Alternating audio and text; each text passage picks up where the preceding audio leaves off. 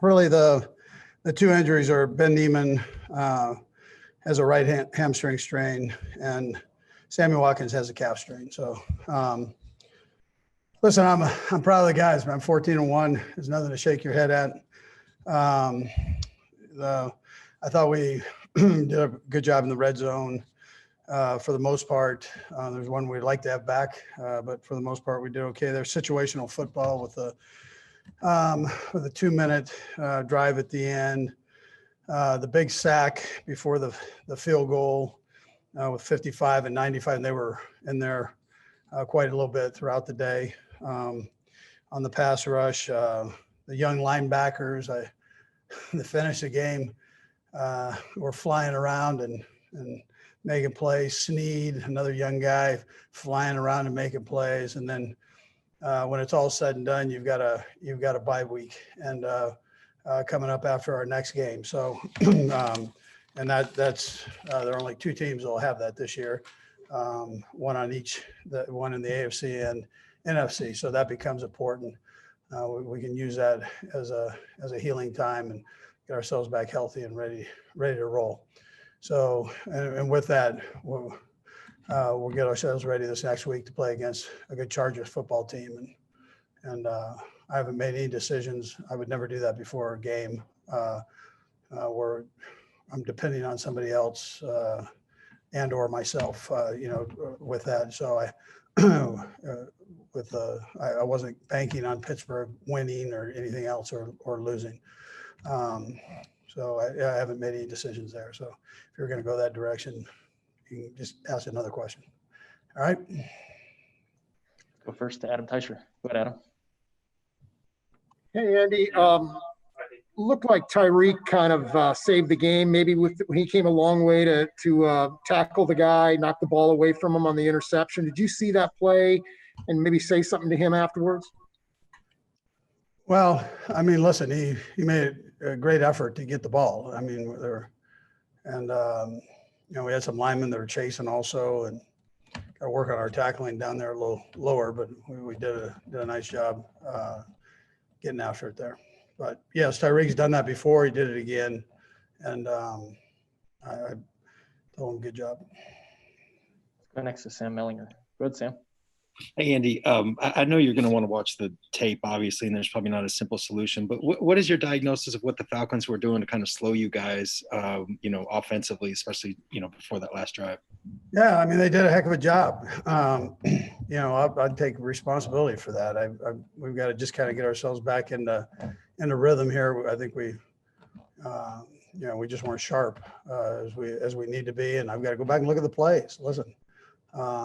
Make sure we're dialing up the right things and then executing them, or at least dialing them up in the right order, and then go from there. And then I've told you before, I'm gonna look at what I did and what we set up for the players, and then we'll look at what the players could do to get better. And one positive was they battled like crazy, and then here's Pat, just ripping a heart out with that last throw. I mean, to D-Rob. I mean, he could have hung his head and he's going to give me more. I'm like a good pitcher. I'm going to keep firing, man. So he did that. He worked through everything that was going on before, any frustration or whatever was going on before. He worked through it, and here he came out on the right end. Let's go next to Matt McMullen. Go ahead, Matt. Hey, Coach. I know the win is the important thing here, but Trav made some NFL history. His most receiving yards ever by a tight end in a single season. What can you say about Travis in his season this year? Yeah, listen, I'm so proud of him in so many ways. I mean, on and off the field, and he's just a heck of a football player. Great person too, and keeps it alive. I mean, for the young guys to see this guy that he's getting up there in age, but gets excited for every opportunity he has, I think is a special deal. So, he's done a nice job and made a nice career of this thing. And like I said, on and off the field, and kind of grown up right before us. Let's go next to Nate Taylor. Go ahead, Nate. Andy, you had to play a couple of new guys on defense who played more snaps than usual. Just what did you like about the defensive performance, considering that they kind of kept you in the game through most of the second half. Yeah, listen, I thought it was a valuable time for Willie and, a couple of the other linebackers there. I mean, it was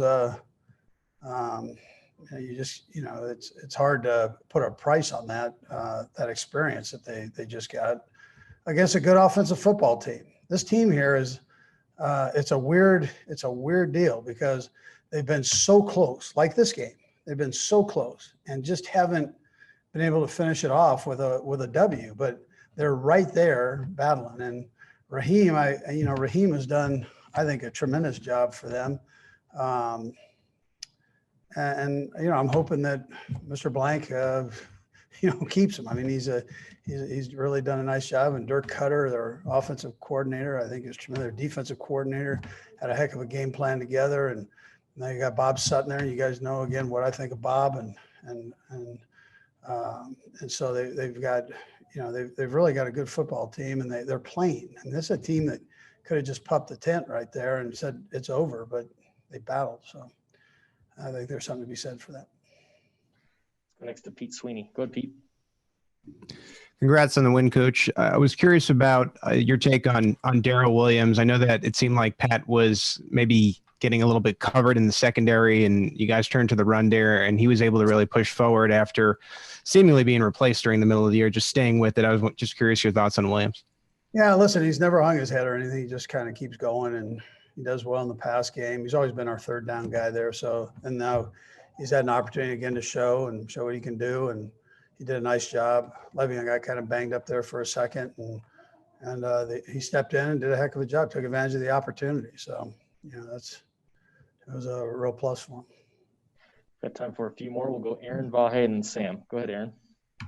Coach, you touched on it a little bit, but to have that bye in your back pocket now to play with, what kind of flexibility does that offer you going forward? Yeah, well, I've got to sit down and think about all that and where we sit with it. But if we need to rest a person, obviously it gives us that opportunity. But it also, I look at it the other way. It gives us an opportunity to possibly get some guys in that haven't played much to get them some experience. And there's nothing like that. So, and you don't do anything other than try to prepare yourself to win games. So it doesn't matter who's in or not. That's how you go about your business here. So that's the way we'll go about this week. Whoever's playing, that's how we're going about it. Next to Vahe. Go ahead, Vahe. Hey, Andy. Just also related to Travis, we all obviously recognize his talent, but I wonder what you'd say about the traits that make him able to come through in the clutch, especially when it looked like he was nursing a couple injuries today. Well, he's banged up. Our guys put in these 99 snaps this past week, and and so now you come back and you're a week probably isn't enough for once you do 99 snaps, maybe possibly. So, but listen, he sucked it up as the other guys did and battled through it, and whatever nicks they had, they pushed through it and did a nice job. And when it came to clutch time, I always told you that with he and Patrick, they've got a special thing going, and Patrick banked on him down the stretch, and he came through. We'll last to Sam McDowell. Go ahead, Sam. Hey, Andy. What's your biggest takeaway from a game like this? I mean, you mentioned that you weren't as sharp as you wanted to be, but, it's obviously a league where upsets happen. Teams get knocked off every week. You guys survive that. What's sort of at the forefront of your mind after a game like this? Yeah, well, listen, I appreciate that. When I say I appreciate the effort, I mean, winning in this league is tough. You see it every week, and you see teams go through these peaks and valleys, and to be able to just consistently push through, everyone's not going to be the prettiest one that you've had. But the bottom line is you got to keep battling. And if you don't battle, you can't do anything, right? So there's no way you're going to survive in this. And so the mental toughness is a part that I respect, and I understand the demands when you won the championship, and this is our first time. That was our first time doing it. That you can say all you want. You can come out and say, hey, you're going to be everybody's big game. But until you experience it and find the demands on continuing to bring the product out and working your game, then words don't explain it. So, but these guys are our guys are tough. They're mentally tough. And to put together what they have to this point, my hat goes off to them, man. I appreciate the effort. And I get to see it every day, so and they battle through, and that's going to help us down the road.